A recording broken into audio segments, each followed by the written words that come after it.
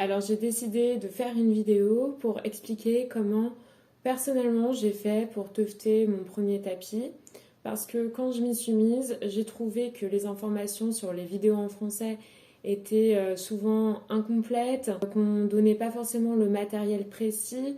Et pareil sur les vidéos en anglais des Américains, c'était pas forcément adapté en fait aux magasins qu'on peut avoir en France.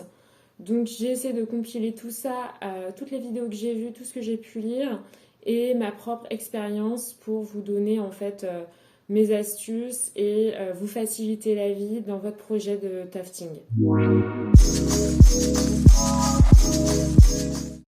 Donc il faut savoir que quand je me suis lancée moi dans le tufting, j'y connaissais rien. Je suis pas spécialement une bricoleuse. Je suis quelqu'un qui aime bien utiliser mes mains pour faire de la broderie ou des choses comme ça. Mais vraiment, le tufting, j'y connaissais rien. Donc je me suis lancée vraiment dans l'inconnu. C'est assez gratifiant, assez satisfaisant quand on voit le résultat final. Et aussi, il y a beaucoup de choses à apprendre. Je ne suis pas vraiment une bricoleuse.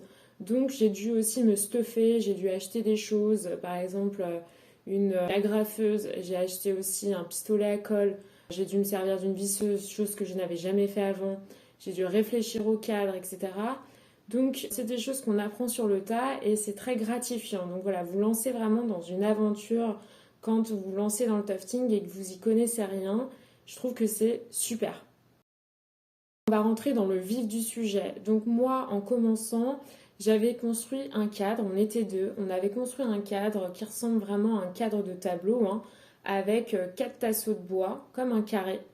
Et en fait, quand j'ai commencé à tufter, je me suis rendu compte que c'était pas la meilleure solution parce qu'il fallait appuyer ce cadre contre un mur, donc légèrement incliné. Et quand j'appliquais du poids avec le gun, eh bien, ça touchait le mur. Donc, je me suis dit que ça allait abîmer l'embout du gun si je continuais de faire comme ça. Donc, il fallait trouver une autre manière de faire, un autre type de cadre. Il y a aussi le problème qui s'est posé avec mon premier cadre qui ressemblait vraiment à un carré, à un tableau. Eh bien, c'est que la toile de jute que j'avais posée dessus n'était pas assez tendue. Et au début, ce qu'on avait fait, c'était qu'on utilisait des clous pour clouer la toile de jute sur le cadre. Et en fait, c'est hyper long, hyper chiant à faire d'utiliser des clous. Et dans d'autres vidéos d'Américains, j'ai vu qu'il y en avait qui utilisaient carrément une agrafeuse. Donc j'ai acheté ça chez Leroy Merlin 10 euros. Et c'était vraiment un super bon investissement parce que ça m'a vraiment permis de tendre la toile au mieux. Et de me rendre compte qu'en fait la toile de jute, c'était vraiment la meilleure toile parce que au début, quand j'ai fait mes essais, je me disais mais c'est pas possible, la toile de jute, ça ne marche pas. Donc j'étais allée acheter d'autres tissus au marché Saint-Pierre pour faire des tests. Et en fait, ce qui posait réellement problème, c'était simplement que la toile n'était pas assez tendue. Donc le premier tip, c'est déjà, vous allez devoir bien tendre votre toile pour que vous puissiez tufter. Prenez une agrafeuse, ça coûte pas cher. Ne vous embêtez pas avec les clous. Et puis la toile de jute qu'on trouve chez Mondial Tissu à 6 euros et quelques, elle marche, c'est parfait pour tufter. Donc comme je le disais, le premier cadre que j'ai fait, c'était pas le meilleur. Donc on était deux, on a réfléchi à créer un autre cadre, une autre structure que je vous présente là.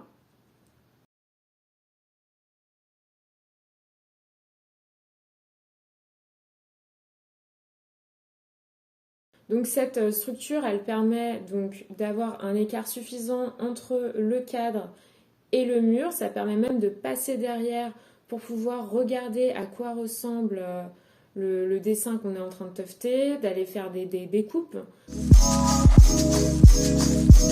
Donc une astuce que je vous donne aussi, c'est que quand vous tuftez, entre chaque motif ou chaque couleur, je vous conseille d'aller voir ce que ça donne à l'endroit pour couper en fait les fils de manière propre pour que vraiment vous ayez de belles courbes, que vous ayez un beau motif, que les fils en fait ne se mélangent pas entre eux. Et pour ça, il y a un super accessoire que l'on trouve chez Mondial Tissu qui a un coupe-fil à 3 euros que je vous présente dans la liste de matériel à acheter à la fin de la vidéo. Donc ça, c'est vraiment très utile, vous allez vous en servir tout le temps, c'est hyper pratique. Donc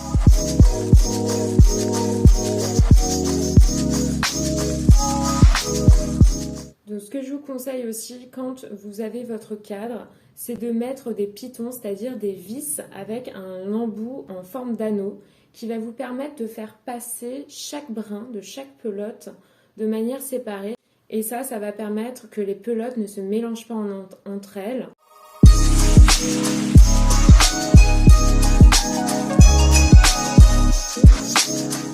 Une autre astuce, c'est d'utiliser des baquets pour chaque pelote. Moi, j'ai décidé de tufter à 3 brins, c'est-à-dire qu'il me fallait 3 pelotes. Donc c'est un peu plus cher, mais je trouve que le rendu est beaucoup mieux. J'ai acheté mes pelotes chez Mondial Tissu à 1,50 € en acrylique, 100% acrylique. C'était pour faire des tests au début et je ne pensais pas du tout que j'en viendrais à faire un grand tapis. Donc moi j'ai tufté d'abord à l'acrylique. Je trouve que le rendu est tout à fait acceptable, même si c'est pas de la 100% laine. Je trouve que ça passe tout à fait. Je vous encourage à tufter à l'acrylique. J'ai mis aussi une autre référence de pelote de laine que vous pouvez acheter sur internet pour beaucoup moins cher qu'1,50 €. Moi au début je ne le savais pas, donc j'ai continué avec les pelotes de Mondial Tissu. Mais voilà, je vous donne une autre référence moins chère. Pour ce qui est de l'envers du tapis, quand vous avez fini de tufter, il s'agit de mettre de la colle, donc une colle de revêtement, sur les fils pour que vraiment ils puissent tenir entre eux. Dans ce cas-là, il ne faut surtout pas décrocher la toile en fait de votre cadre. Vraiment, faites-le quand la toile est encore tendue. Vous enduisez la colle de revêtement pendant que votre tapis est encore bien tendu sur le cadre et vous laissez sécher tendu sur le cadre. C'est hyper important, sinon vous allez avoir un tapis tout rabougri, voilà, rembourré sur lui-même. Je vous conseille aussi de vous munir d'un pistolet à colle. C'est hyper pratique quand vous allez en fait rabattre les bords de votre tapis. Une fois que vous aurez enduit la colle, il vous faut rabattre les coins pour faire les finitions en fait de votre tapis. Et le pistolet à colle, à ce moment-là, je trouve qu'il est très utile et fait bien le job. Ensuite, moi, j'avais décidé de suivre la technique d'un Américain, c'est-à-dire qu'une fois que j'ai mis la colle de revêtement et qu'elle est sèche, d'enduire en fait avec une colle en bombe mon tapis, donc de colle avec la bombe, et d'aller appliquer un voile de tissu en coton que j'avais acheté chez Mondial Tissu. Je trouve que cette solution de finition est pas la meilleure parce que je trouve que le rendu n'est pas parfait, je trouve pas magnifique. J'ai vu qu'il y avait une autre manière de faire, c'est-à-dire de remettre de la colle de revêtement et d'aller appliquer son voile de coton dessus directement. Et je pense que je vais essayer cette technique la prochaine fois. J'ai l'impression que c'est un peu plus propre. Donc voilà, il y a 2 manières de faire. Soit vous appliquez votre voile de coton avec une colle en bombe, ou alors vous remettez de la colle de revêtement et vous placez votre tissu dessus. Autre astuce que je peux vous donner, quand vous tuftez votre tapis, c'est de laisser une marge entre votre cadre et ce que vous tuftez, de manière à ce que vous puissiez vraiment découper facilement votre tapis une fois qu'il est terminé. Et aussi de bien insister sur les pourtours de votre tapis.